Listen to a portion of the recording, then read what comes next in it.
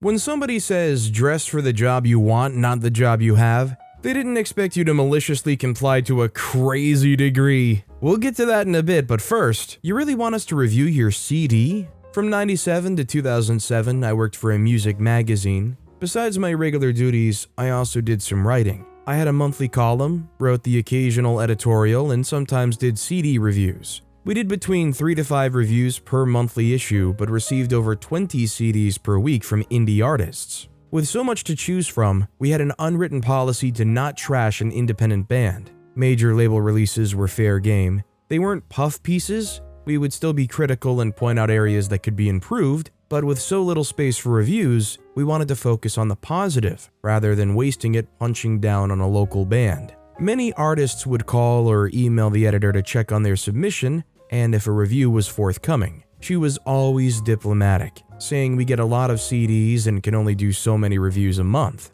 Many artists accepted that and moved on.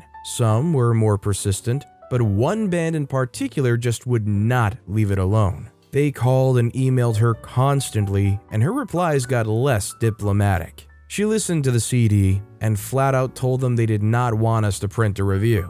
Finally, she couldn't take it anymore and gave it to me to review. To her credit, she did not try to sway me one way or the other, just told me to be honest. Here's the thing about independent bands. Most of them are okay. They're not great, they're not terrible. They can sing, they can play their instruments, they can stay in tune, they can stay in time. But they're not very memorable. Songwriting is hard. For most artists, 2 seconds after I'm done listening, I couldn't tell you anything about what I've just heard. That's for most bands. These guys, on the other hand, were flat out awful. Performance, lyrics, melody, production value, there was not one redeeming quality that I could spin into a positive review. Musicians can be arrogant and not always realistic when judging their own music, but these guys were beyond the pale.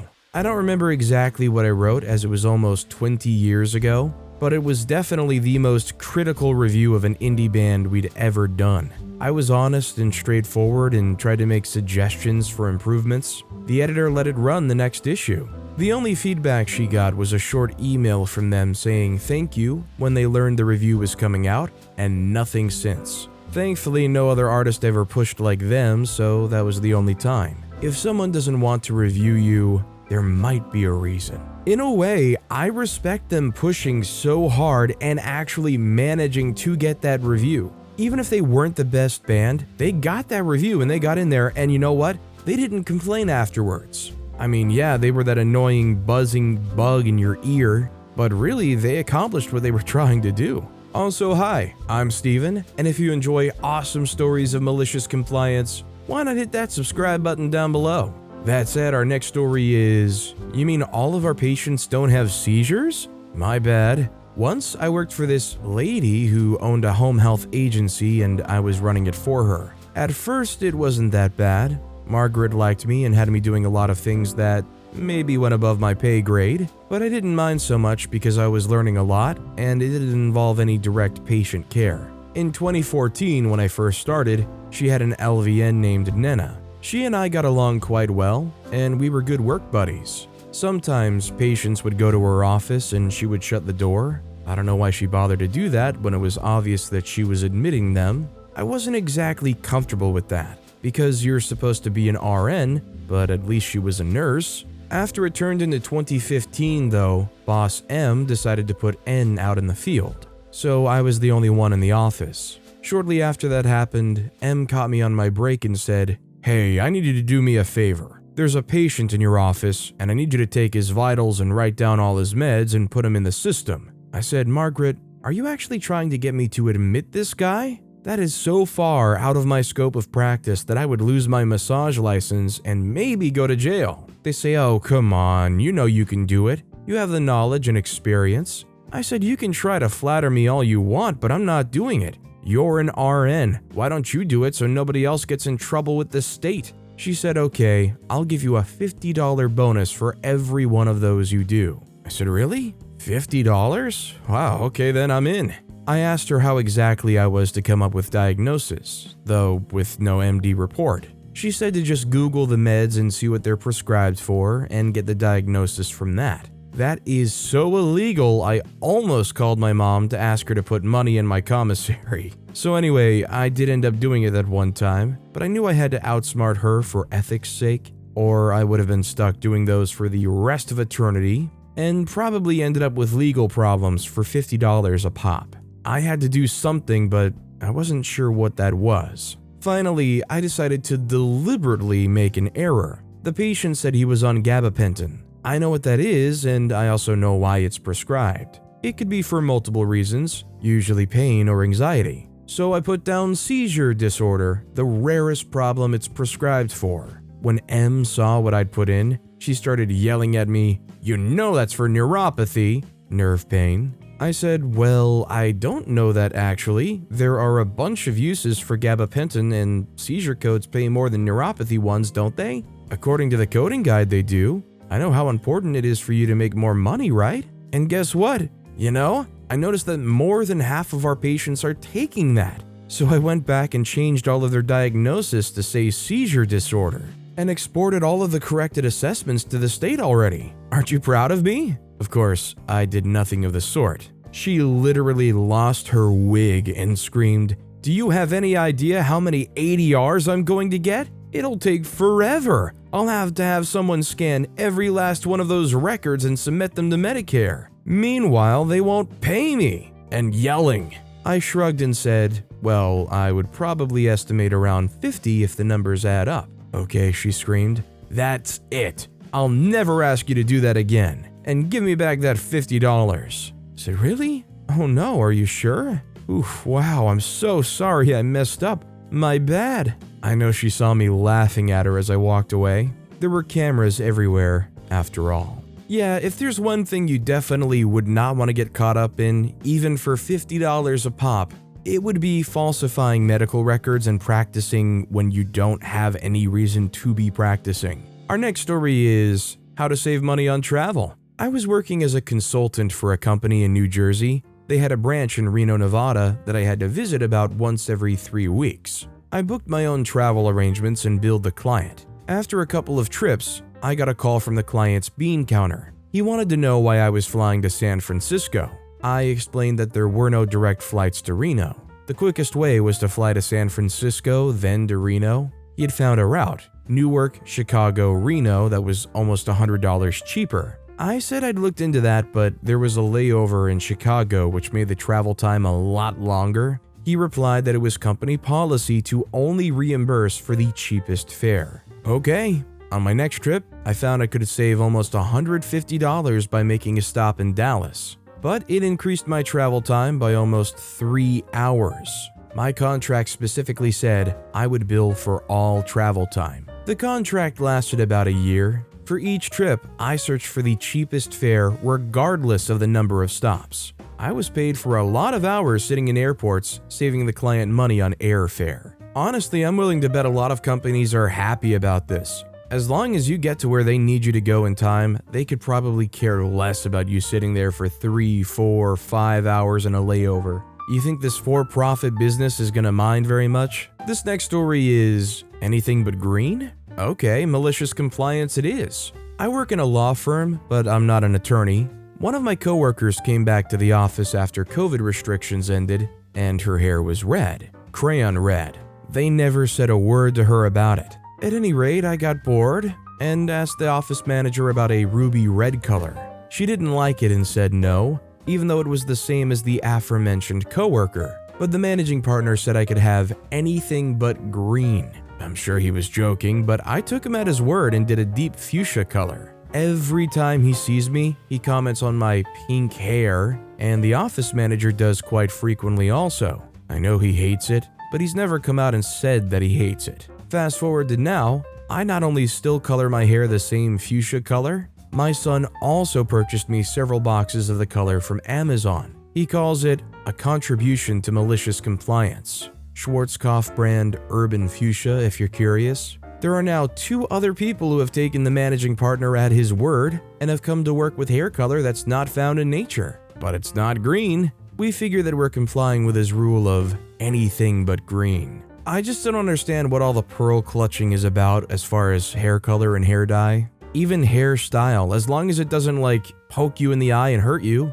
as long as you don't have lice, like what does it really matter? This next story is, give me what I paid for. Now here I go again at America's favorite drive-thru, Mendy's. A lady beeps on through and I give her my standard greeting, just as unnecessarily flowery as Jet Li's martial arts prowess, and my painfully over-parenthetical writing style. Welcome to Wonderful Wendy's this Wednesday, how can I help you? Lady crass replies, What? What did you say? What are you saying? Ma'am, I said, welcome to Wendy's. So, welcome to Wendy's. Would you like to place an order? Oh, you sounded stupid. I want a kid's meal with a medium chocolate frosty and then another medium chocolate frosty and She continued to have her run-on sentence trail off before I told her the bad news. Ma'am, I'm sorry, but the kid's meal is standard junior size frosty, or you can upgrade to a small if you want. She said, yeah, okay, that's fine, thank you. She replied very nicely, which surprised me, so I decided to be nice and kind and give her the kid's meal a medium frosty anyways.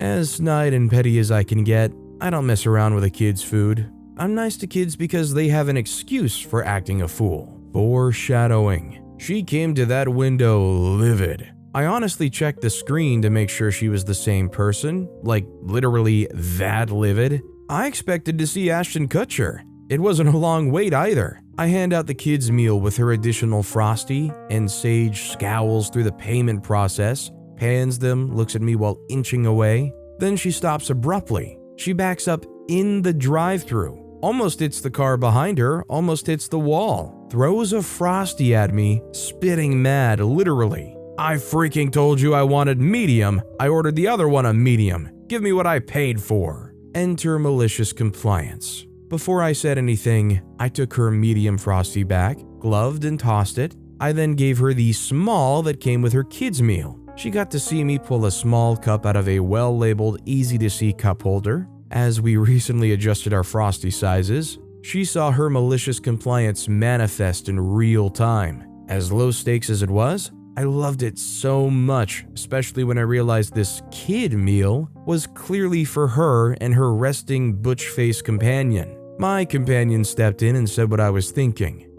Yeah, so he already had given you both mediums? So here's what you, she paused for effect, paid for. They were transmorgified into their previous nice, quiet people again as they slowly rotated forward. Her impersonation of the crass lady was as spot on as it was, only for the two words, paid for. It was so great I was jealous. But in that moment, it took all I had not to burst out laughing as they drove off into the sunset. Love my homie number one. Honestly, this is one of those situations where they roll up mad and they're spitting mad at you, so like before you even hand the food, you should just slide that window closed, go back and get the small instead. They don't deserve that medium. This next story is dress for the job you want, not the job you have. I work for a family business with 30 plus employees. This is a company that has friends and family members as top-tiered management and often made up rules whenever they felt like it. When new employees join the company, they sign a basic employment contract stating the compensation, benefits, and work hours.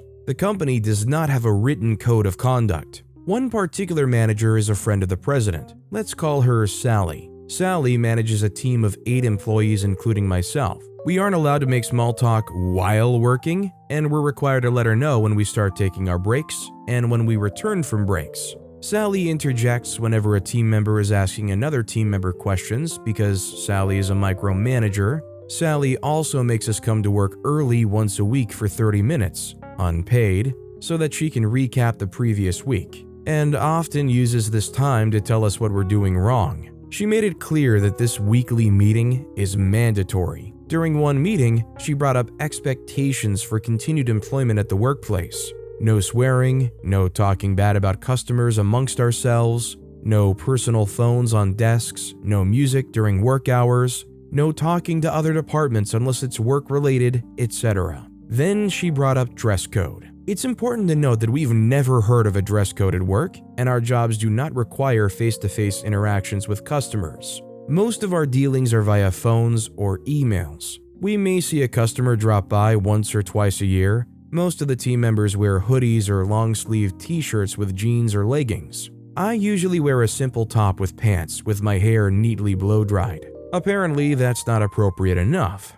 Sally said we should try to dress better and more professionally to keep up with the company's image. Her sell was, dress not for the job you have, but for the job you want. She made us all sign a document citing the topic of discussion at the meeting. You want us to dress for the job we want? Okay. A few of my colleagues and I decided to maliciously comply the following day. I put my hair in a messy bun, wore my Costco leggings and my husband's old t-shirt. That was my everyday look when I was unemployed. Sally saw me when I walked through the door and asked why I was underdressed. I said, "You asked us to dress for the job I want. I want to go back to being a stay-at-home mom. I loved staying at home." She said, "That's not what I meant. I meant bigger aspirations and goals," as she looked at me with exasperation. Shortly after, my other colleagues showed up one after the other, two wearing full workout gear and one wore her anime costume. One guy wore a t-shirt with expletives.